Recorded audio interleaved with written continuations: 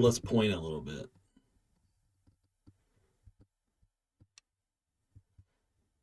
Post-realization, I would say that you come from a place of pristine neutrality and potential.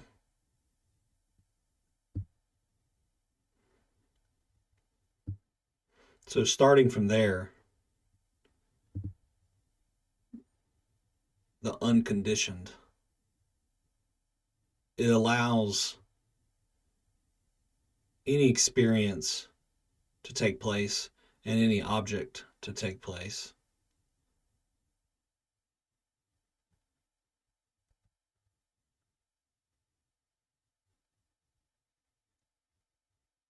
Can you feel that right now? Is what you really are?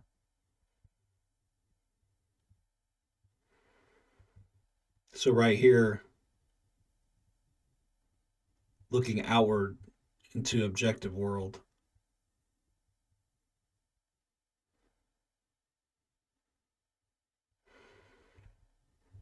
can you see there's no difference? There's no separation in actuality?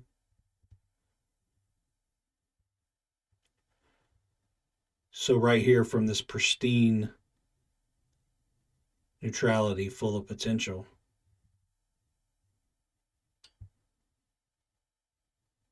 the unconditioned can become conditioned,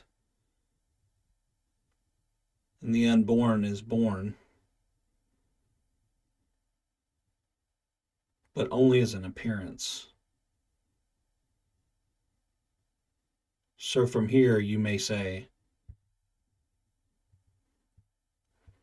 how long do I have to be on this path?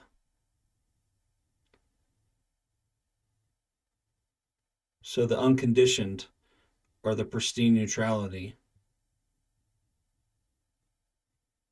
can then flavor life with the thought, how long am I going to be on this path? And think about, or don't think about, reality, or the unconditioned, utters, how long will I be on this path?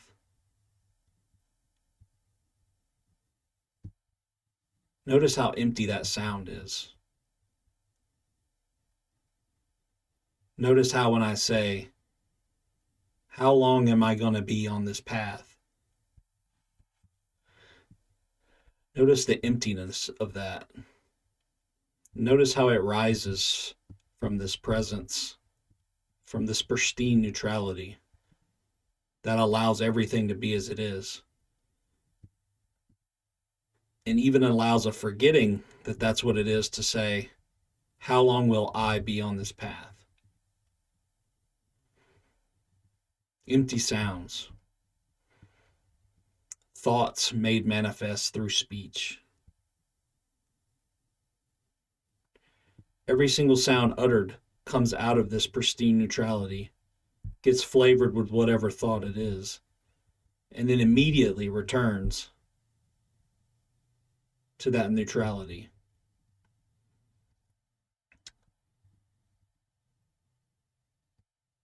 That unconditioned, pristine neutrality flavors itself as that thought, how long am I going to be on this path?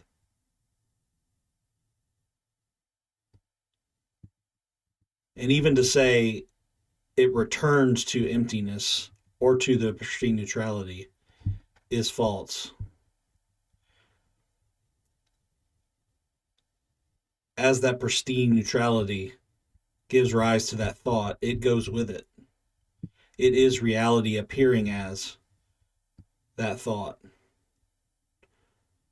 and an emotional component that may come with that thought, such as frustration or anger. And from a belief in the self, we believe that's wrong. I shouldn't think that way. I'll never get out of this. I'll never figure out what's true. Notice the function of attention allows the attention to be placed on a thought. How long am I going to be on this path? Why can't I figure this out? Doubt thought.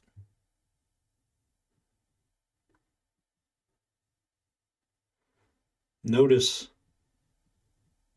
that the pristine neutrality that you are is always there before, during, and after the thought, how long am I going to be on this path?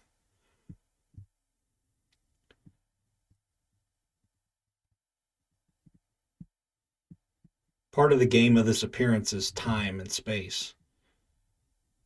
Time, thought uses time to put itself out in the world.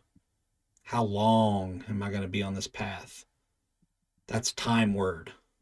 Long, forever, always, never. These are time words that make you think there's a you extending out in thought going somewhere, down a long road, a long path. And then one day you'll get to the end of that path, to that pot of gold, and achieve awakening. But just like a rainbow, that path is an appearance that's not really there. It rises out of the pristine neutrality into the world of thought and form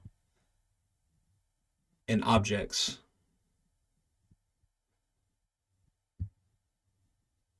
But this field of pristine neutrality that you are is always there, and it allows any thought, no matter how positive, no matter how negatively flavored with words and ideas, because it is unconditioned, it can allow any condition to arise.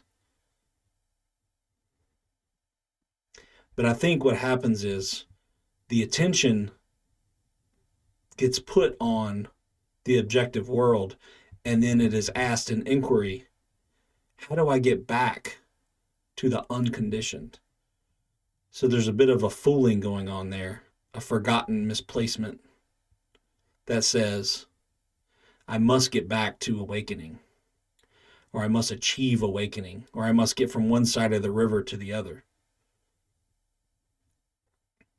But the seeing of the realization is that there is no river, there is no other side of the road, there is no achievement. The whole thing is the unconditioned expressing itself as the conditioned. And it never went anywhere. And it was always what was happening. It allows itself to become conditioned. But the entire time, whether it's rising, appearing, or falling, it is the same thing. I don't want to say substance because it's not a substance. And I don't want to say returns to the ground because it's not a ground. These words always are tricky. But that potential field of pristine neutrality is indescribable, as it should be. To say it is the pristine field of neutrality, or the unconditioned, or the unborn, or formless awareness, or the millions of words that has been used to describe it,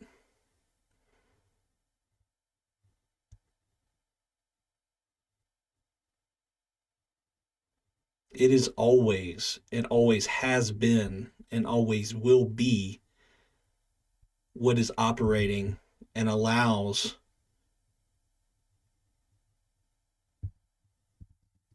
the steam to arise from the ground and become something, or to appear to become something.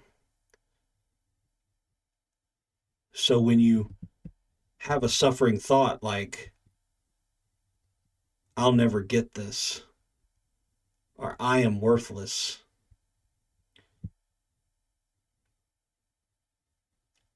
from the unconditioned perspective, it allows everything to come into being in an objective world for the experience. Even the experience of, I am a worthless person. But look really closely at any thought like that. I am a worthless person. I'll never get this. How long will this take? My dad did not treat me well. Notice that it just comes and goes right then and there. And when that thought happens, that creates a thought loop, that then creates a thought reflection, that then creates a belief that you keep believing. Notice that every bit of that, even what appears to be a solidified belief, is appearing in this pristine neutrality that you are all the time and always have been. And it is simply the belief in that thought that solidifies it in experience, but not in reality. In the conditioned, it is believed and solidified. From the unconditioned, which is always viewing it, it is empty and appearing, and can be changed or let go of completely.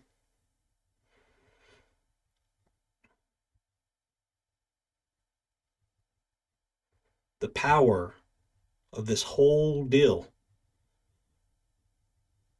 is the unconditioned, unborn, pristine neutrality, always here, that contains and allows everything to be expressed.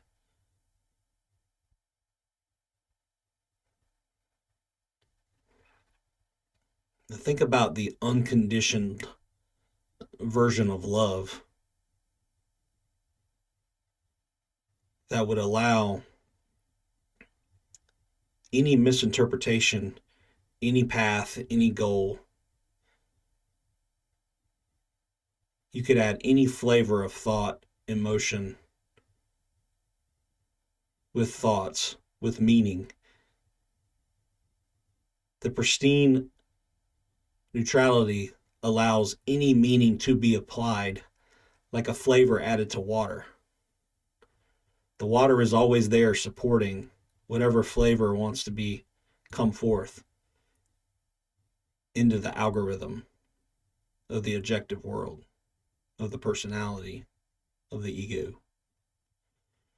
And it can always be changed. How does it change? From the field of pristine neutrality, or looking from the unconditioned through empty looking. You see the suffering of that thought organization, and then that suffering drops away. When the mind sees, or the algorithm sees what it's doing, it stops formulating that and formulates something else, or doesn't formulate at all. Realization is taking that attention that you put on the meaning you give into the conditioned and putting it back towards the field of pristine neutrality, and looking and seeing with its own eyes that that's what it always was. And then reality wakes up to itself and says, I was always here. And this field that everything appears in and everything that is allowed is what I am. Unconditioned, unborn, allowing everything to appear, acceptance of all possible permutations of reality. Any flavor in the water is allowed, whether it causes suffering or not. It accepts it all. It's what you are. Does that not sound like unconditional love? So to have an awakening or realization is to take that attention and all that power of potential and meaning that's being put into thoughts and emotions and ideas and beliefs and turning it back towards itself and looking, where does all this come from? What is making it able to formulate? What is the power that gives the things the meanings?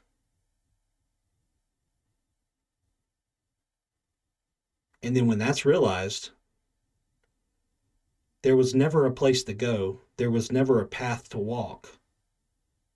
It's simply a seeing that this is what I've always have been. Unconditional love, the real kind, the kind that accepts all, allows all.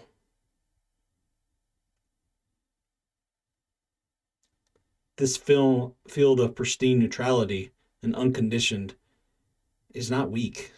It is the most powerful thing in the universe.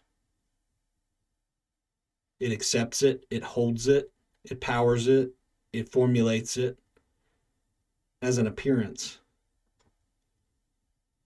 And it's what you are, always and forever.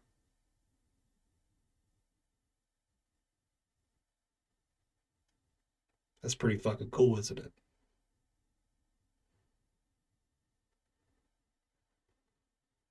So quit thinking of yourself as limited and suffering,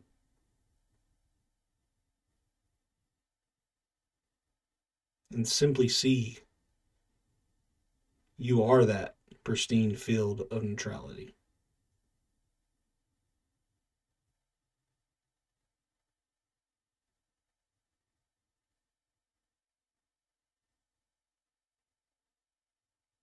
Do you see it?